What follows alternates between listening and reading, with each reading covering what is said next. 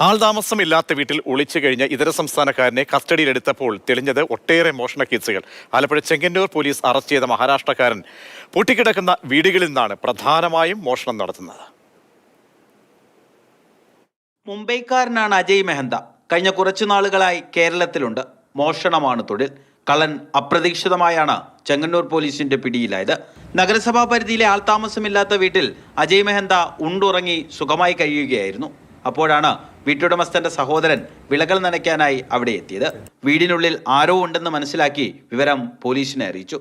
കതകു തുറന്ന് ഉദ്യോഗസ്ഥർ അകത്ത് കയറിയപ്പോൾ അജയ് മെഹന്ത സുഖനിദ്രയിലായിരുന്നു. ഞെട്ടിയുണർന്ന് പോലീസിനെ കണ്ടപാടെ ഇറങ്ങി ഓടിയെങ്കിലും രക്ഷപ്പെടാനായില്ല. ഇയാളുടെ ബാഗ് പരിശോധിച്ചപ്പോൾ ഇരുമ്പും തടിയും മറ്റും മുറിക്കാനുള്ള ഉപകരണങ്ങളും കൊടുവാൾ ഉൾപ്പെടെയുള്ള മാരകായുധങ്ങളും കണ്ടെത്തി. സ്റ്റേഷനിലെത്തിച്ച് വിശദമായി ചോദ്യം ചെയ്തപ്പോൾ മോഷ്ടാവാണെന്ന് സമ്മതിച്ചു. പറമ്പുകളിൽ കുഴിച്ചിട്ടിരുന്ന മോഷണ മുതലുകൾ വീണ്ടെടുത്തു. റിമാൻഡിലുള്ള പ്രതിയെ കസ്റ്റഡിയിൽ വാങ്ങി ചോദ്യം ചെയ്യുമ്പോൾ കൂടുതൽ മോഷണ കേസുകൾ തെളിയുമെന്നാണ് അന്വേഷണ സംഘത്തിന്റെ പ്രതീക്ഷ. മാതൃഭൂമി ന്യൂസ്, ആലപ്പുഴ.